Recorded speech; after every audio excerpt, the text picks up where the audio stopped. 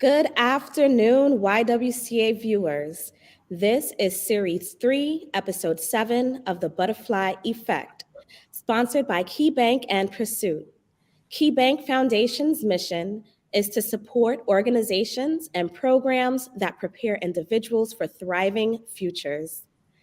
When people and organizations come together, great work gets done, and our entire region thrives. KeyBank thanks everyone at the YWCA Northeastern New York for making a difference. Pursuit provides businesses with affordable loans and resources so that they can transform and grow. They are an Albany-based community-focused lender, 100% invested in the success of their clients. If you are a small business owner looking for funds to start, grow, or recover, you can learn more at pursuitlending.com. We cannot thank these two amazing businesses enough for their support, not only this month, but year-round. This is an empowerment series where volunteer hosts interview inspiring people in our community. Because November is Homeless Awareness Month, we are choosing to discuss topics around housing and gratitude. Today, we have, and I have the honor of speaking with, Alexandra Carver of Better Community Neighborhoods, Inc. Hi, Alex. How are you today? Good morning, good afternoon, Miss Nikita and the YWCA family. I'm honored to be here. Thank you for the invitation. Yes, absolutely. Thank you for joining us today and sharing a bit about you. So let's start off. And can you tell us a little bit about yourself? Sure. So, as you know, my name is Alexandria Carver. I am a housing counseling program manager here at Better Community Neighborhoods, Inc., located in Schenectady. And I oversee our housing counseling department where we assess credit, budget, and affordability, and we match different potential home buyers with the resources available to make a knowledgeable decision. We also help with foreclosure prevention and financial literacy. I'm a mom of three and a community advocate for volunteer services. So just a little sneak peek, Nikita, of who I am. Yes, an absolute sneak peek because we know of the giant that you are in the community. And thank you for the love that you put into the work, the youth, everything. And with that in mind, who is it that inspired you when you were young? I think I had a lot of people inspire me, but I think my teachers, my elementary school teachers, when I was in about fourth or fifth grade, I had my first um, African American school teacher. And that is where I realized my educators had the ability to speak life into me. I'm from a low to moderate income family. I'm a young girl. I grew up in public housing and I was unable to see beyond my environment. So my elementary school teachers were my first inspiration. They inspired me when I was younger. Amazing, amazing. And with that in mind, on your journey, we spoke a little bit before getting on here. Who is it that you would say you would consider a mentor at this point? And I've had a lot of mentors. Having mentors, Nikita, is very important. I've had mentors ever since a little girl. I was in the Girl Scouts. I was in a program called the Sunbeams with the Salvation Army. I was a part of Big Brothers Big Sister program, and currently, right now, I have two mentors. I have a spiritual mentor, Sister Carolyn Williams, and I have a work mentor. Um, Miss Julie Brennan. So I have mentors and they have been pushing me to see beyond the things that I do not see in myself. Yes, absolutely. It's important to have those guiding lights in human form, and those various, like you said, you have your spiritual mentor, but you also have your professional mentor. Mhm. There are different parts of us that are really important to feed into. So that's amazing. Um, Now, how would you say that you came to the job that you are in now? So I was working previously for New York State after undergraduate school, and I had the honor to work with Assemblywoman Latrice Walker. And there I was able to put my experience living in the subsidized housing and low income projects, and see the work that goes into the legislation that passes down that affects my community. I became very passionate around the housing issues that would come across the desk. When my time was up, I had a job that I was unhappy at, in between there, and I began to look for things that I was passionate about. So I was able to reflect on my experience in the assembly and know I'm passionate about housing. So that is kind of what led my trajectory. I began to seek positions, and topics and roles that I was passionate about, and that is how I got to, at the time, Better Neighborhoods, nonprofit housing counseling agency. Awesome. Awesome. It was that hard work that led you to where you are. It And was yes, the hard work. yeah, Yes. And they yeah. say, once you find something that you're passionate about, that will lead to purpose. So Hmm. passion meets purpose. Absolutely. And having that in mind, based on what you know now, what advice would you give your 21-year-old self? I would say trust your journey. Your mistakes are the test for the testimony. Life will be full of ups, life will have many downs, but stay the course, right? Learn, because life is cumulative. Those things will help you to grow, to become the woman that you are destined to be. Absolutely. Destiny, destiny. So this let's take a little turn here. Every interview is different, and a lot of times interviews they have their questions in mind, but I'm sure that you have an interview question that you have never been asked before. What would your response be, and what that question is? I wish I had interview questions that would bring light to non-traditional pathways and journeys to education and careers. I've never been asked about that. My journey is very non-traditional. I was a teenage mother, so straight out of high school, I didn't go straight to college. I went to trade school. I opened a business, and from there, my business allowed me to put myself through college while being a mom. So that brings us back a little bit to the question, Nikita, is just kind of trusting your own process. Everybody's journey is different. So I don't know if I necessarily answered what the question would be, but I would hope, when interviewers interview people, if they have non-traditional pathways or journeys to their career, to ask more about those, in hopes to inspire another young woman, another youth, and just confirm that it's okay if we are not doing the traditional way. Right, absolutely. And no path is linear, and it's okay to go back. It's okay to move forward. It's all a part of the ability to pivot. We've been Yes, hearing that a lot. absolutely. Yes. So thank you for sharing that. It's really important for youth, but not only youth, but adults like us to hear that. No matter where it is, we can always change the pathway, especially when we're going, following the heart. Yes. So, what is unique to you, a special talent, or what excites you? I'll bring that back to the work that I'm doing in the community and around housing. What excites me is really being able to work hands on with the people in the community, reach their homeownership goals, and prevent foreclosure.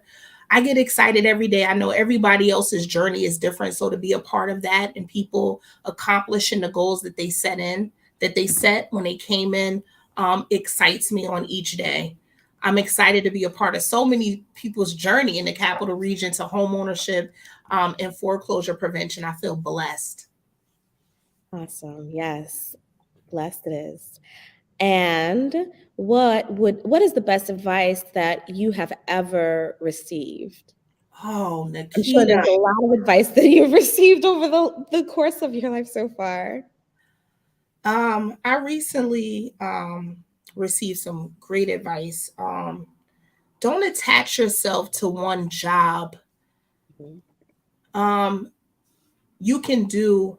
many things. We are talented in many ways. We have more than one skill. So don't attach yourself to an organization or a job position. Again, passion meets purpose. So do whatever in the season that you're passionate about. Yes, absolutely. Absolutely. Is there anything else that you would like to share with us um, in preparing for this talk? Were you expected to answer these questions? Is there anything else that you would like to share with us that we haven't covered? I was nervous in preparing for this talk because they gave questions, but I just was like, Nikita's gonna throw a curveball. I want to bring light to the uniqueness in housing counseling in our area. It is predominantly women. I want to share to my housing counseling professionals that your work is not in vain. Yes.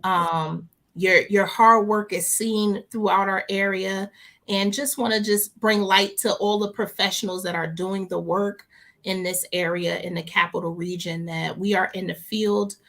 We are touching everyday lives. We are helping people become financially confident. We are helping people reach goals. We are helping people change the narrative from one of scarcity to management. We are doing the work. So I just want to encourage all of my colleagues in the capital region that I see you and I appreciate the work that we do together to make dreams possible in our area. Thank you so much. Thank you so much for that. And it kind of goes into this next question that I'm going to ask. You've introduced us to you, your journey, and the struggles that you've had personally with housing, and how it came to pass and what you're doing. How does your identity play a role in your industry or your identifiers? How would you say? For me, it is everything. Because I have overcome so many things, I feel like my perspective is very unique. I am a client. I can be a client. I've lived in public housing. I've received a Section 8 voucher. There has been a time in my life where I had depended on the assistance available and resources available to me. So when my clients come in and they have these hardships that they're trying to overcome, I can look at them and say, I was you, I am you. So I understand. And that requires a certain level of empathy. I am not above any client. I am on the same level as the people that I am serving. So my experiences are 100% relatable, and I see them as also the uniqueness of me in this role, that I'm able to help people where I can understand. I'm not too far removed from you. I'm from your community. I've received the same resources at one time or another in my life that you have received, and I'm going to assist you in finding other avenues and pathways to get out. Awesome. And that's really important. Seeing people, relating to people, allows one to be able to empathize in an authentic way. And that's important in this work. And considering that, and being a subject matter expert, what would you say that the industry is just not getting right? Where would you say there is a gap in solving the issue of homelessness? It goes back, of course, employment, but changing the mindset. Um, I think that some of our families that are suffering from homelessness are not getting the support and access to the resources available to them. And once they do, we're not focusing on changing their mindset so they can keep their home, they can budget their money correctly. So I just think it's more collaborative, being surrounded around the support and resources needed.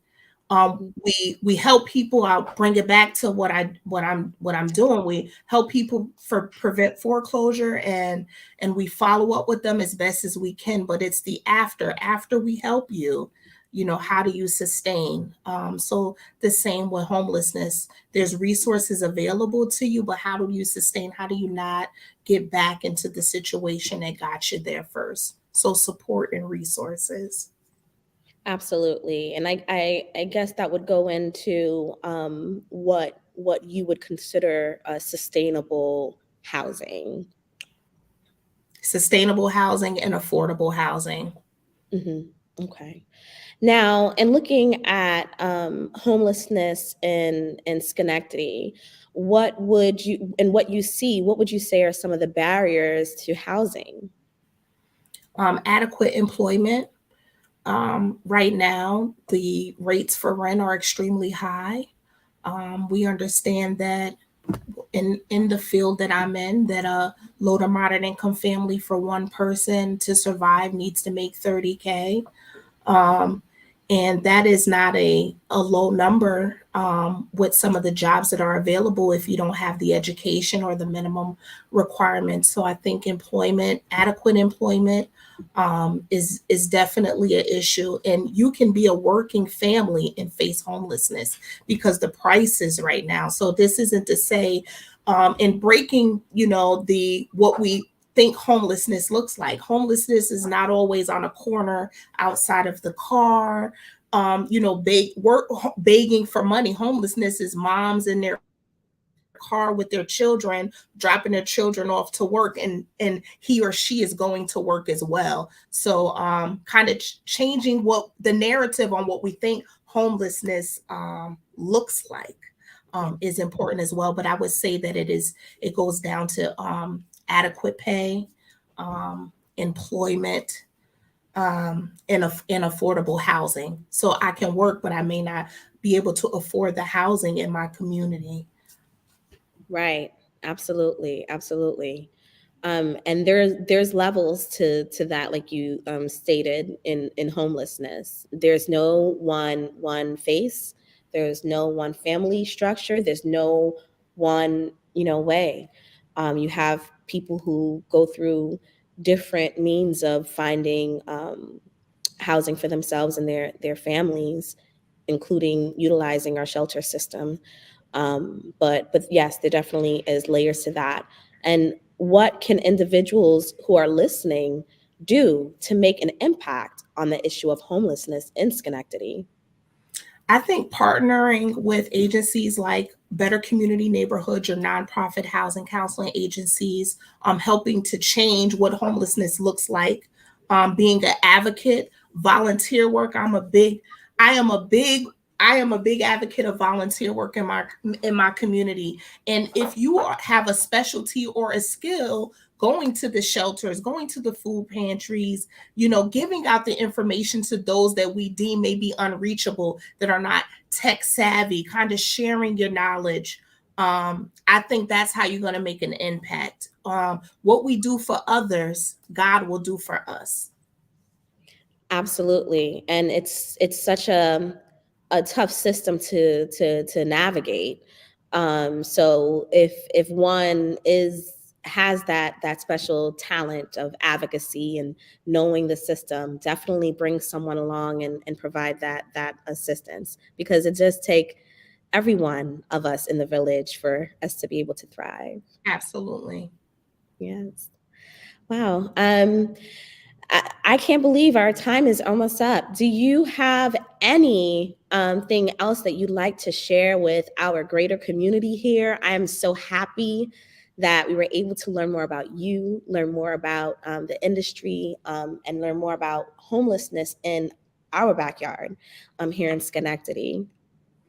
To my YWCA family, and the viewers watching, if you are suffering with being one paycheck away from homelessness, I would encourage you to give Better Community Neighborhoods a call. Allow us to help and advocate and intercede on your behalf, to connect you with the different resources available in the community, help you come up with a sustainable budget, give you access to resources for gainful employment, we are here to assist you. We do not take homelessness lightly, and we want to be beneficial to you. We are here to serve you. We're located at 670 Franklin Street, Suite 201, and I'm looking forward to connecting with all of you that are in need. Thank you. Thank you. And viewers, if you didn't get from this interview by now, our sister here is real about what it is that she's saying. Reach out if you need any assistance, if you need any additional information. Let us combat this together, and you're not alone. Thank you so much, Alex, for spending your lunchtime with me, part of your lunchtime, and here with the YW. Thank you so much, viewers, and thank you to our sponsors for sponsoring this special series. Thank you so much. Absolutely.